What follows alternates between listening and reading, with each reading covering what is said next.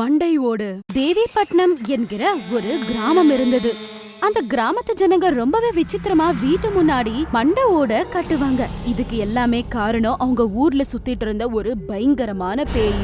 அதனால மந்திரவாதி ஒருத்தர் அவங்க வீட்டு முன்னாடி இந்த மண்டை ஓடுகளை கட்ட சொல்லி எல்லாருக்கும் சொல்லிருப்பாரு. மந்திரவாதி கிட்ட சர்பஞ்ச் போய் சொல்றாரு, சுவாமி, இத தாண்டி அந்த பேய் வராது இல்லைங்களா? உங்க வீட்டு முன்னாடி கட்டி இருக்கிற இந்த மண்டை ஓட்டுக்கு பேயை தடுக்கிறதுக்கான சக்தி கிடையாது. ஆனா பேய் ஏதாவது வீட்டுக்குள்ள நுழைய முற்பட்டா இந்த மண்டை ஓட்டு மூலமா நமக்கு எச்சரிக்கை கிடைக்கும். மந்திரவாதி சொன்னதை கேட்டு சர்பஞ்ச் ரொம்பவே பயந்து போறாரு. அப்புறம் சில வாரங்களுக்கு அப்புறமா சர்பஞ்ச் மந்திரவாதிய பார்த்து ஏதோ பேசணும்னு சொல்லி அவரை இருக்கிற இடத்துக்கு போறாரு. அங்க போய் பார்த்தா அவரு பூஜையில இருப்பாரு. அவரை பூஜை பண்ணிட்டு இருந்ததால அவருக்காக காத்திருந்து அதுக்கப்புறம் அவரு சொல்றாரு, வணக்கம் சுவாமி.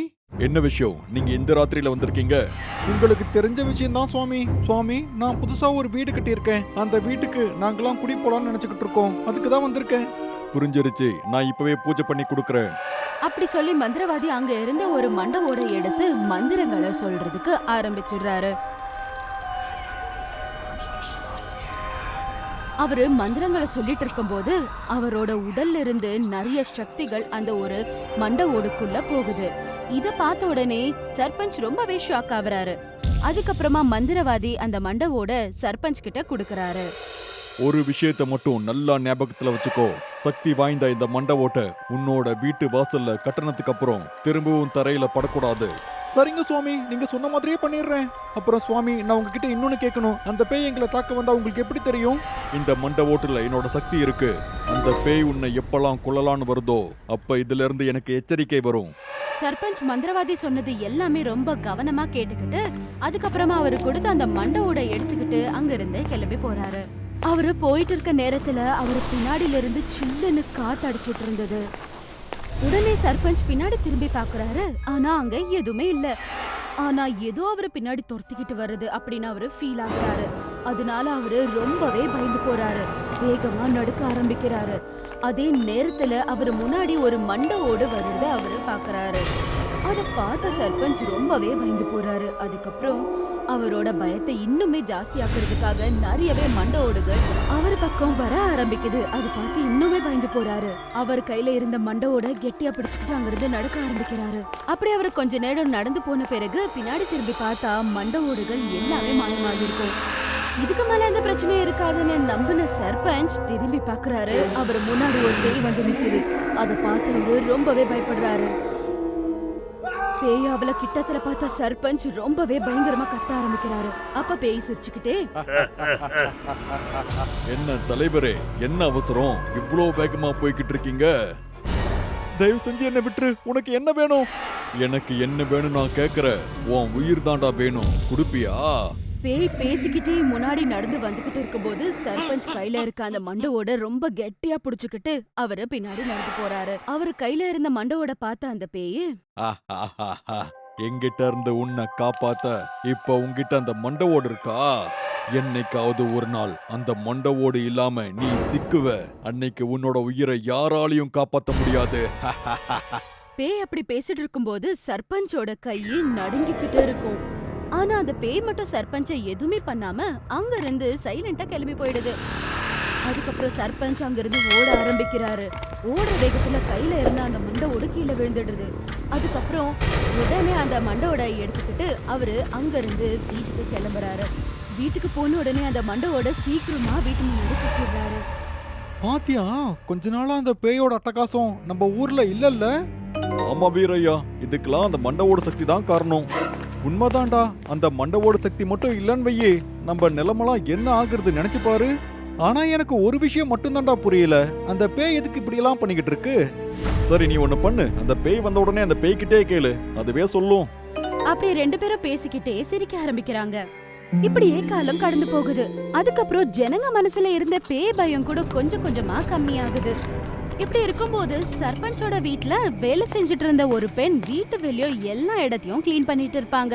அதே நேரத்துல அந்த நேரத்துல அவங்க மேல கிளீன் பண்ணிட்டு இருக்கும் போது தெரியாம அந்த மண்டோடு கீழே விழுந்து ஒடிஞ்சிடும். உடனே அதுல இருந்து சில எலிகள் வெளியே வர ஆரம்பிக்குது. அப்புறம் இத பத்தி தெரிஞ்சா அவங்கள திட்டுவாங்க அப்படின்னு சொல்லி அவங்க அங்கிருந்து வேகமா ஓடி போயிடுறாங்க. கொஞ்ச நேரத்துக்கு அப்புறமா சர்பஞ்சோட மனைவி வெளியே வந்து பாக்குறாங்க. அந்த மண்டை ஓடு கீழே விழுந்து ஒடிஞ்சிருக்கும். அத பார்த்த உடனே சர்பஞ்ச் மனைவிக்கு ரொம்பவே ஷாக் ஆயிடுது. அட என்னடா இது, யார் இந்த வேலையை செஞ்சு வச்சது? ஐயோ, இப்ப இவருக்கு போய் சொல்லணுமே. உடனே ஓடி போய் அவங்க நடந்த எல்லா விஷயத்தையும் சர்பஞ்ச் கிட்ட சொல்றாங்க. அத கேட்ட உடனே சர்பஞ்ச் ரொம்பவே கோவப்பட்டு வேகமா வெளியே வந்து என்ன நடந்திருக்குன்னு பாக்குறாரு. என்ன பண்ணி வச்சிருக்கிற பாரு, உனக்கு அறிவு இருக்கா? ஐயோ, எனக்கு எதுவும் தெரியாதுங்க. நான் வந்து பாக்குறதுக்குள்ளவே ஒடிஞ்சு கீழே விழுந்திருந்தது. சரி, நான் சீக்கிரம் போய் அந்த மந்திரவாதியை பாக்குறேன் அப்படின்னு சொல்லி மந்திரவாதிய பாத்துட்டு வர்றதுக்காக சர்பஞ்ச் அங்கிருந்து கிளம்பி போறாரு. ஆனா பயந்து அங்கிருந்து ஓடுற சர்பஞ்ச மேல இருந்து பேய் பார்த்து சிரிச்சுக்கிட்டு இருக்கும். மண்டோடு ஒடிஞ்சப்ப அதுல இருந்து வந்த எல்லா சக்திகள் பயணம் செய்து மந்திரவாதி கிட்ட போய் சேர்ந்துருது. அபாயம், ஏதோ அபாயத்துக்கான எச்சரிக்கை வந்துகிட்டு இருக்கு. சர்பஞ்ச் சீக்கிரமா நடந்து போய்கிட்டு இருப்பாரு. அதே நேரத்துல அந்த மோசமான பேய் காத்துல இருந்து பறந்து வந்து சர்பஞ்ச மேல தூக்கிக்கிட்டு போயிடுது. அதுக்கப்புறம் கொஞ்ச தூரம் தூக்கிட்டு போன பிறகு மேல இருந்து அவரை கீழே போட்டுடுது. பாவம் சர்பஞ்ச் வலியால துடிக்க ஆரம்பிக்கிறாரு. அவர் முன்னாடி வந்து நின்னு சிரிச்சுக்கிட்டு, நான் தான் உன்கிட்ட சொன்னல, உன் சாவு ஏன் கையால, இனி உன்னை யார் காப்பாத்துவா? காப்பாத்துங்க, யாராவது இருக்கீங்களா? என்னடா கெஞ்சிக்கிட்டு இருக்க? இனி உன்னை எங்கிட்ட இருந்த யாராலையும் காப்பாத்த முடியாது. நீ நம்பிட்டு இருக்கிற அந்த மந்திரவாதியால கூட உன்னை காப்பாத்த முடியாது. அவர் எவ்வளவு கெஞ்சினாலும் அந்த பேய் அவரை விடல. அந்த பேயே அவனோட தலைய வெட்டி அவனோட தலைய கையில எடுத்துக்குது.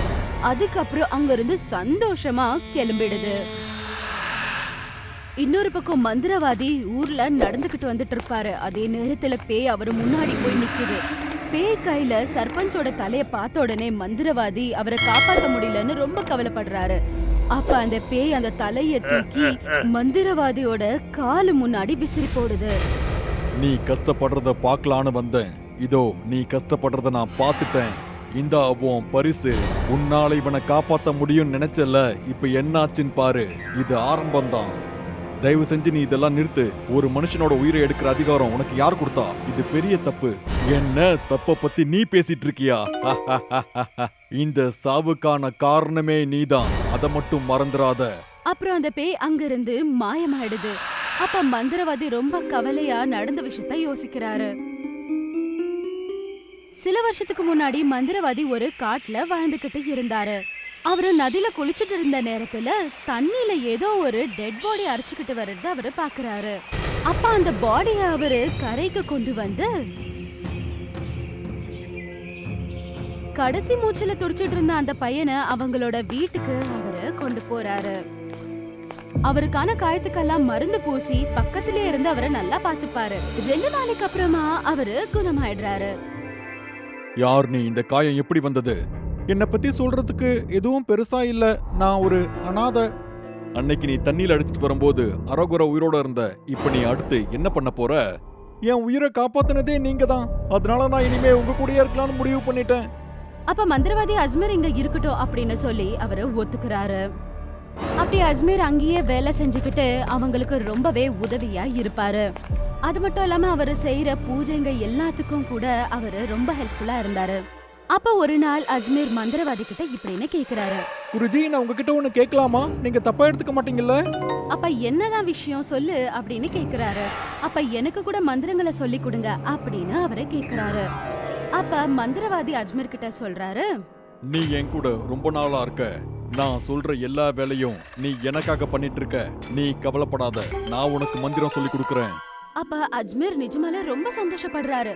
அன்னிலிருந்து அஜ்மீர் கூட மந்திரவாதி கூட உட்கார்ந்து எல்லா மந்திரங்களை தெரிஞ்சுக்கிறாரு. எல்லாமே நல்லதா போயிட்டு இருக்கும். அப்ப ஒரு நாள் அர்த்தராத்திரி ஆயிட்ட பிறகு கூட அஜ்மீர் வீட்டுக்கு வராத காரணத்தால அப்ப மந்திரவாதி அவரை தேடிக்கிட்டே காட்டுக்குள்ள நடந்து போறாரு. அப்படி ஒரு இடத்துல நிறையவே புகை வர்றத பார்த்த மந்திரவாதி அந்த இடத்துக்கு போய் பாக்குறாரு. அங்க அஜ்மீர் இருப்பாரு. அவரை பார்த்த உடனே இவரு ரொம்பவே ஆச்சரியப்படுறாரு. ஏன்னா அஜ்மீர் அங்க மனுஷ தலைங்களை நெருப்புக்குள்ள போட்டு மந்திரம் பண்ணிட்டு இருப்பாரு. அப்ப மந்திரவாதி கோபமா அஜ்மீர் கிட்ட வந்து, இதெல்லாம் என்ன அஜ்மீர்? நீ என்ன பண்ணிக்கிட்டு இருக்க? இது ஒண்ணும் இல்ல குருஜி. நீங்க எனக்கு சொல்லி கொடுத்த மந்திரத்தை வச்சு நான் மிகப்பெரிய சக்திசாலியா மாற முயற்சி பண்ணிட்டு இருக்கேன். அதுக்காக மனுஷங்கள சாவடிச்சு இப்படி பண்றது ரொம்பவே தப்பு அப்படின்னு சொல்லி அவரு ரொம்பவே கோவமா சொல்றாரு.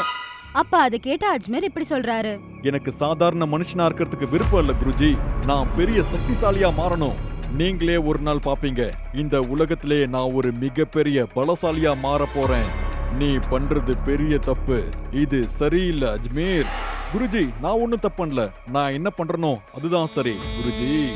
அஜ்மீர் ஒருவேளை உயிரோட இருந்தா இன்னும் நிறைய தப்புகளை பண்ணுவான் அப்படின்னு சொல்லி மந்திரவாதி உடனே அவரோட மந்திர சக்தியால அவனை பஸ்மமாக்கிடுறாரு. இப்படி மந்திரவாதி அதை பத்தி யோசிச்சுட்டு இருக்கும்போது மறுநாள் காலையில ஊர்ல இருக்க எல்லாருக்குமே சர்பஞ்ச் இறந்து போனது தெரியுது. அந்த நேரத்துல ஜனங்க எல்லாருமே ரொம்ப பயந்து போயிருப்பாங்க. ரொம்ப நாளைக்கு அப்புறமா இந்த மாதிரி ஒருத்தர் செத்து போறத பார்த்த உடனே பேய் மறுபடியும் அதோட ஆட்டத்தை ஆரம்பிச்சிருச்சு அப்படின்னு எல்லாரும் நினைச்சு பயப்படுறாங்க. அதே நேரத்துல அங்க மந்திரவாதி நடந்து வராரு. அப்ப வீரையா கேக்குறாரு, பாத்தியா அந்த பேய் இவரை என்ன பண்ணி வச்சிருக்குன்னு? அந்த மண்டை ஒடிஞ்சு போயிடுச்சுங்க. அத பத்தி உங்ககிட்ட சொல்றதுக்காக தான் அவரு உங்ககிட்ட வந்தாரு. அதுக்குள்ள இப்படி ஆயிடுச்சு அப்படின்னு சொல்லிட்டு இருக்க நேரத்துல ஜனங்க எல்லாருமே இதுக்கு ஏதாவது ஒரு தீர்வு தயவு செய்து கொடுங்க அப்படின்னு சொல்லி மந்திரவாதி கிட்ட வேண்டிக்கிறாங்க. அப்ப இதெல்லாம் கேட்ட மந்திரவாதி, அந்த பேய்க்கு முடிவு கட்டுறதுக்கு முன்னாடி நான் உங்க எல்லார்கிட்டயும் ஒரு முக்கியமான விஷயத்த சொல்லணும். உங்க எல்லார் உயிரையும் கொல்றதுக்கு அந்த பேய் கண்டிப்பா இங்க வரும். ஐயோ, என்ன சுவாமி இதெல்லாம்? ஆமா, அந்த ஆத்மா யாரு? அஜ்மீர். அந்த பேரு கேட்ட உடனே ஊர் ஜனங்க ரொம்பவே பயப்பட ஆரம்பிக்கிறாங்க. ஐயோ, அஜ்மீர் மறுபடியும் வந்துட்டானா? ஆமா, அந்த அஜ்மீர் மறுபடியும் வந்துட்டான். அடுத்து என்ன பண்றதுன்னு நான் சொல்றேன்.